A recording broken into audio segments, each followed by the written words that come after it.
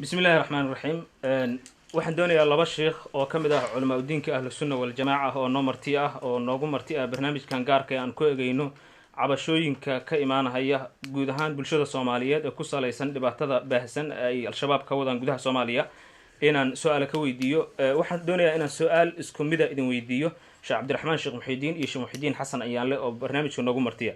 falalka ay al-shabaab ku beegsanayaan dadka wax ku oolka ah sida dilalka qorshaysan iyo gaalaysiinta guud ahaan ummadda iyo sababaha keena waxaan ku horeynayaa Sheekh Muxidiin Xasan Ayaanle. الحمد لله وحده والصلاة والسلام على من لا نبي بعده. سؤال سؤال مهمة آدي آدنا الله بهنا إسويدين تاني وحاوي سيدا نقصرنا هاي إلى 5 سنة مدة وحا صوماليا كسو عام بحي مقع لغو مقع بالشباب ولداس أروركا مقع الله بحي دباتوين آدي آدوين بلن ayay ka geysteen waddanka Soomaaliya marka shay kasta ay marka uu dhaco wuxuu leeyahay asbaabo waxyaalo keenay ayuu leeyahay musiibada Soomaaliya ku dhacday waa mid anagu aan shaqaysanay oo asbaabaheedii aan lahayn quraankana Ilaahay wuxuu ku yiri wama asaabakum min musiibatin fabima kasabat aydiikum wa ya'fu an kathir wax kasta oo idinku dhaco musiibo ah waa wax adinku aad shaqaysateen in badanna Ilaahay wuu cafinayo marka shay walba oo dhaca sabab uu leeyahay ashyaadu sida badan laba sabab bay leeyihiin sababna waxa weeye waa sabab caam ah oo si guud ah sababna waxa weeye waa sabab gaar ahaaneed marka sababka caamka ah waa shabaab keenay waxa la fahmi karo qof walba uu garan karo waxa weeye waddanka burburka ka dhacay dagaalada ka dhacay nidaam la'aanta ka dhacday kaasi waa sababka caamka ah guud sababka gaar ahaaneed waxa weeye qolada shabaab lagu magacaabo fikriga ay xambaarsan yihiin fikri waxay xambaarsan yihiin dadkii muslimiinta ahaa wax alla waxaan iyaga afkaartooda aan aaminsanayn ay ku gaalnimo xukminahayaan dhiigoodana ay bandhaysanayaan shabaab marka ma aha qolooyin carro kale ka yimid ma aha qolooyin cirka ka soo dhacayna ma aha waa dhalinyaro Soomaaliyeed waxaa madax ka ah rag Soomaaliya oo dhaxaad ka ah waxaa madax ka ah kuwa da'doodu ay weyn tahay odayaal ah fikriga marka iyagu ay aaminsan yihiin waa fikri ka dhashay 40 sano u dambeeyay fikrigii ahaa wahaabiisimka ee lagu faafinayay waddanka Soomaaliya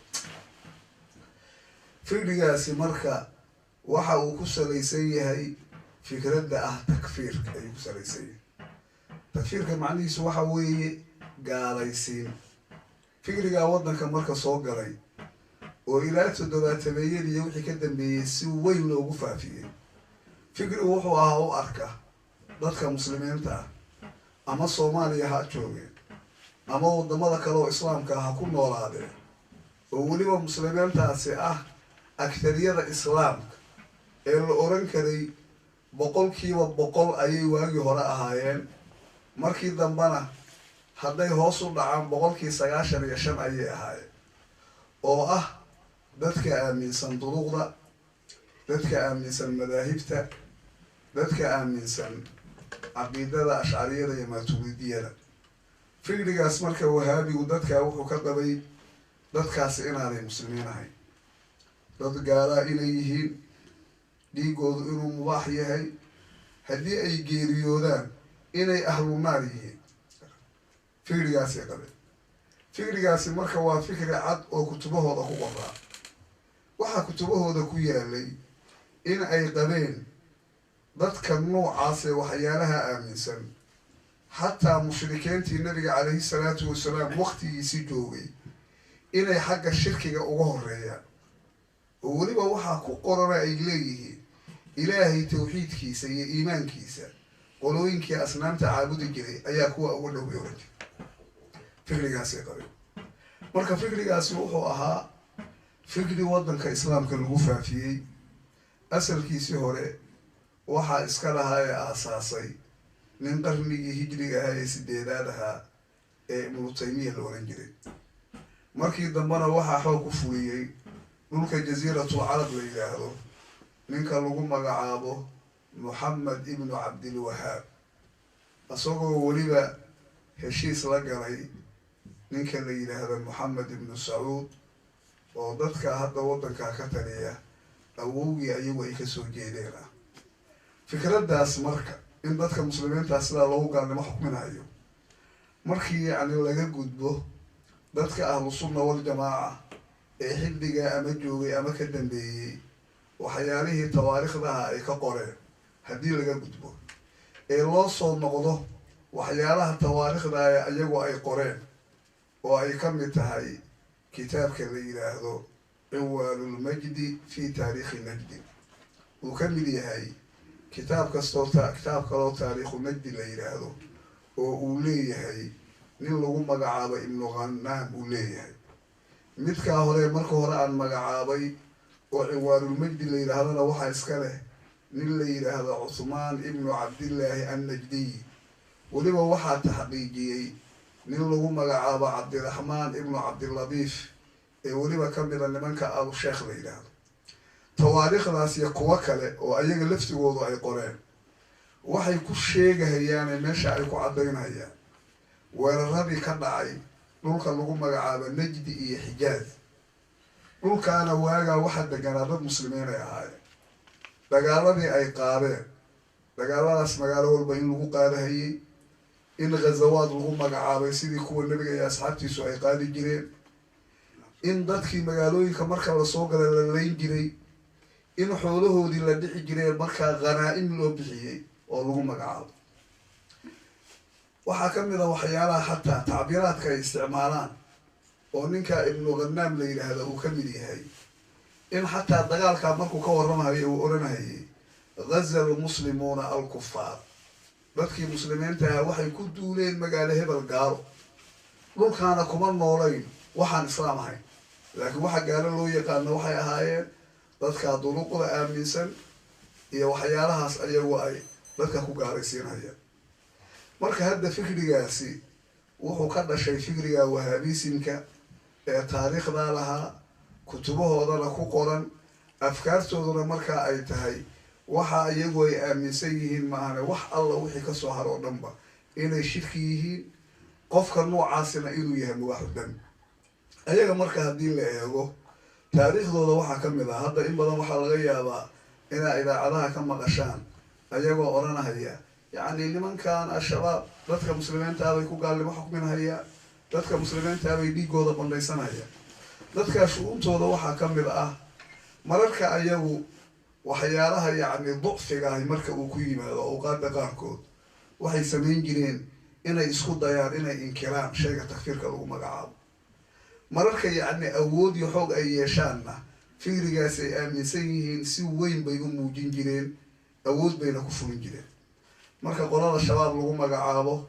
waxa ay ka yimaadeen waa fikriga wahaabiyada lagu magacaabo oo waxa uu ku salaysan yaho ay daliilsanaana ay tahay in aayaadkii gaalada kusoo degay dadkii muslimiinta ahaa in lagu xambaaro oo markaa dusha laga saaro iyagoo dhiigooda lagu malaysanayo. waa sha'niga yacni khawaarijta. markii arrintaas sheikha la yidhaahdo bukhaari oo aimada waaweyn ka mid ah hadal cabdullaahi bnu cumar uu kasoo naqliyey ayuu wuxuu leeyahay wa kaana bnu cumara yaraahum shiraara khalqi illaahi wa qaala intalaquu ilaa aayaatin nazalat fi lkufaari fajacaluuhaa cala almu'miniin. ibnu cumar wuxuu yidhi qolooyinkaa khawaarijtaa wuxuu u arki jiray inay yihiin makhluuqa ilaahay kuwa ugu sharta badan. wuxuuna yidhi dadkaasi waxay u tageen aayaad gaalada kusoo degay markaasay dusha waxay ka saareen dadkii mu'miniinta ahaa. fikrigaasi marka waxaa weeye waa fikrigii khawaarijta, waa fikriga wahaabiyada laftigoodu ay qabaan, iyo wax alla wixii u nisbo sheeganahaya magac kastaba ha isku magacaabeen hala baxeen. haddaan marka dib ugu soo noqonno hadda waxaa baryahan in badan yacni yeelaysay dad afkaarta wahaabisimka aaminsan oo ka mida dadkii dalka ku faafiyey in xoogaa ay ku eedeynhayaan qolooyinka shabaab la yidhaahdo inay ayagu dadka muslimiinta ku gaalnimo xukminahayaan inay dhiigooda banaysanayaan fikrigani waa fikriga asaasiga ah weliba intaan magaca shabaab la yidhaahda aanu soo bixin ayaa afkaarta noocaasa soomaaliya oo weliba dilka laftigiisa ah la sameeyey go-aana lagu gaar waxyaalaha dhacdooyinka aan usoo joogno oo dhacay waxaa ka mid ah dagaalkii ka dhacahayay magaalada boosaaso dagaal wuxuu ahaa ay ka qayb qaateen dadka degaankaa deganaa iyo dad koonfurta ka tegay waagaa raggaa hogaaminahaya rag ka mid ihi ma doonahayo dadka magacyadiisa inaan isticmaalo cajarada ayagoo ay duubeen ayaa magaalada muqdisho yimid ayagoo markaa cajaradaha ku caddaynayo sheegahaya leh wax alla wixii annaga fikrigeena kasoo horjeeda waa inaan dil siyaasadeed oo qarsoon oo ikhtiyaalaada waa inaan ku samayna arrintaa haddii lasoo gudbo waagaana ma jirinin magaca shabaabka la yidhaahdo dadka magacaas wahaabiisimka ahina ma qaybsameen haddaan usoo gudubno xataa xilligii ay bilowdeen maxaakimtan beeluhu ay bilowdeen xilligii carta ka hor intaan xilligii carta la gaarin xilligii ka horreeyey oo itixaadka maxaakimta la sameeyey xilligaas qof madax ka ahaa wuxuu soo bandhigay shir ay yeesheen dadkii maxkamadaha beelaha ah ka tirsanaa waxa uu soo diyaariyey oo qodobo ah oo markaa la raba in laga wada saxeexo meeshaa marka waxaa ku qoray wax allah wixii annaga naga soo horjeeda dil qarsoon baan ku khaarijinayna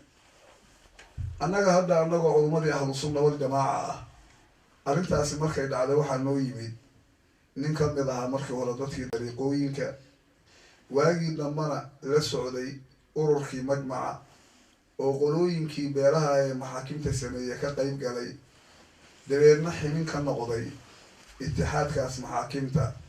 oo dowladda carta waqtigeedii ka horreeyey maalintaasuu goobta joogay wuxuu noo keenay isagiioo naxsan oo fargadhaxsan waraaqdii buu noo keenay ay ku qoran tahay waa inaan khaarijinaa oo si qarsoon aan u khaarijinaa wax alla wixii annaga naga soo horjeeda marka dilkaan qorshaysani dil wuxuu ahaa fikrigaasi wuu ku salaysan yahay hadda ka horna lagu talagalay in soomaaliya laga fuliyo iyadoo wax magac shabaab la yidhaahdaana aanay jirin magacaas guud oo loo yaqaanayna ay wataan marka sidaa daraaddeed waxaan leenahay fikrigaasi waa fikri aada iyo aada u xun waa fikri cawaj ah waana fikri dhibaato badanna leh sababta soomaaliya uu ku yimid iyo meeluhu ka bilowdayna waa meelahaas hadda aanu soo sheegnay wallahu aclam